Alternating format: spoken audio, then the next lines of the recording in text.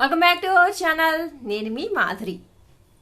మనము లైఫ్లో ఈ 5 విషయాలు గుర్తుపెట్టుకుంటే చాలు. ఈ 5 విషయాలు ఎప్పుడు ఫాలో అయితే చాలు, ప్రపంచంలో ఎటుమూల నుంచి ఎవరు వచ్చి మిమ్మల్ని ఏ రకంగా కామెంట్ చేసినా కానీ మీకు ఫరక్ పడదనమాట. అవేంటో తెలుసుకుందాం. నెంబర్ 1 పాయింట్, మనము ప్రతి ఒక్కరిని కూడా సంతోషపెట్టలేము మన లైఫ్లో, అంతే కదా. ఎందుకంటే ప్రతి మనిషి సైకాలజీ ఎలా ఉంటుందంటే, వీళ్ళు కూడా నాలాగా ఆలోచించాలి, వీళ్ళు కూడా నాలాగా బిహేవ్ చేయాలి అని ఎదుట వాళ్ళ దగ్గర నుంచి కూడా కోరుకుంటారు. అది కూడా ఎదుట వాళ్ళతో అంత కనెక్షన్ లేనప్పుడు కూడా అలానే కోరుకుంటూ ఉంటారు అనమాట. అది హ్యూమన్ సైకాలజీ. అయితే ప్రతి ఒక్కరిని మనం సంతోష పెట్టలేం కదా. కాబట్టి ఎప్పుడు కూడా మన ఫోకస్ అంతా కూడా మనల్ని ఎవరు మెచ్చుకున్నారు, మనల్ని ఎవరు అప్రిషియేట్ చేశారు, మనతో ఎవరున్నారు అంటే మనల్ని ఎంకరేజ్ చేయటంలో ప్రతి విషయంలో ఎవరు ఉన్నారు మన వెనకాల, ఇలాంటి వాటి మీదే మనము కాన్సన్ట్రేట్ చేయాలి ఎప్పుడు కూడా. అలాంటప్పుడు ఎవరో వచ్చి ఏదో కామెంట్ చేశారని మనం ఎప్పుడు కూడా ఫీల్ అవ్వమన్నమాట. మన పని మనం చేసుకుంటూ పోతాం అనమాట. ఎందుకంటే మన వాళ్ళు అనేవాళ్ళు మనకి తోడున్నారు. మనము ఎంత మంచిగా అన్నా చేయనివ్వండి, మంచి ఉన్న చోట చెడు ఉంటుందండి. కాబట్టి మనం ఎంత మంచి చేసినా ఇలా ఎవరో ఒకళ్ళు వచ్చేసి ఏదో ఒక మాట, ఏదో ఒక కమెంట్ పాస్ చేసేసి వెళ్ళిపోతూ ఉంటారు. ఎందుకు అలాంటివి పట్టించుకోవడం వదిలేయండి. నెంబర్ 2, వాళ్ళు అది అన్నారు, వీళ్ళు ఇది అన్నారు అని చెప్పేసి ఎప్పుడూ కూడా మన కాన్సన్ట్రేషను వాళ్ళు వాళ్ళు అని చెప్పేసి నెగిటివిటీ చుట్టూనే తిరుగుతూ ఉంటుంది. కానీ మన గురించి మనం ఎప్పుడూ ఆలోచించుకోవడం, అరే మనం చేసిన మంచి ఏంటి, మనం సాధించడం ఏంటి, మన లైఫ్లో ఏం జరుగుతుంది, మన అనేది మర్చిపోయి వాళ్ళు వాళ్ళు అని ఆలోచించడం మొదలు పెడతాం కదా. అప్పుడు మొత్తం కూడా నెగిటివ్నే ఉంటుంది అనమాట మన చుట్టూ. అలా కాకుండా వాళ్ళ గురించి తక్కువ మాట్లాడి మన గురించి ఎక్కువ మాట్లాడదాం. అప్పుడు మన గురించి మాత్రం మనం ఎక్కువ ఆలోచించగలుగుతాం. కాబట్టి ఆ నెగిటివ్ అనేది మనకి థాట్కి రాదు. ఇంకోటి ఏంటి అంటే, ఆ నెగిటివ్ మాట్లాడే వాళ్ళు వాళ్ళ ప్రాబ్లం అండి, వాళ్ళు పెద్ద స్ట్రగుల్లో ఉందంట, పెద్ద ప్రాబ్లంలో అనమాట.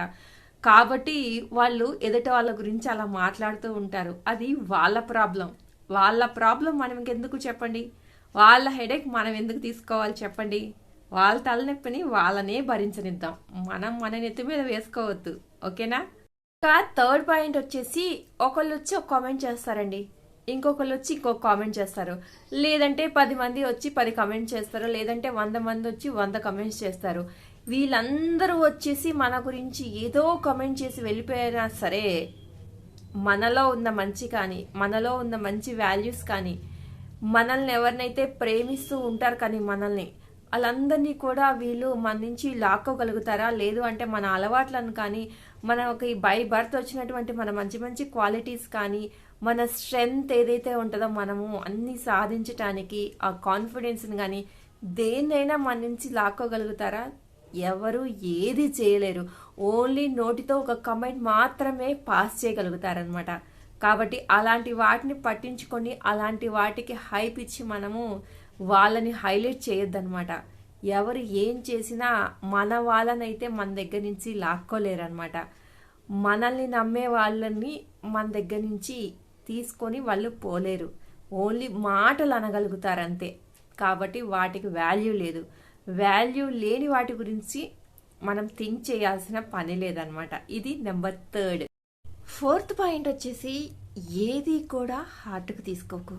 అంటే ఎవరు ఏది మాట్లాడినా కానీ ప్రతి విషయానికి కూడా నీ హార్ట్కి తీసేసుకొని బాధపడుతూ, ఎప్పుడైతే నువ్వు తగ్గించుకొని నిన్ను నువ్వు ఏదైతే నువ్వు చేయాలనుకుంటున్నావో ఆ పని మీద కాన్సన్ట్రేషన్ తగ్గిపోయి, ఎవరైతే నువ్వు ఇలా కావాలి అని చెప్పేసి అనుకుంటూనే నిన్ను మాటలు అంటారో అలాంటి వాళ్ళకి ఆ ఆనందాన్ని ఇచ్చి వాళ్ళని ఎందుకు నువ్వు సాటిస్ఫై అయ్యేలాగా చేయాలి చెప్పు.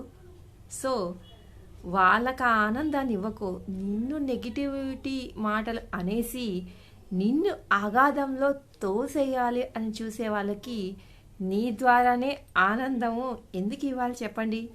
కాబట్టి ఎప్పుడైతే వాటిని పట్టించుకోవడం మానేస్తామో అదే వాళ్ళకి మనం ఇచ్చే కరెక్ట్ సమాధానం అనమాట. కాబట్టి హార్ట్కి అస్సలు తీసుకోకు.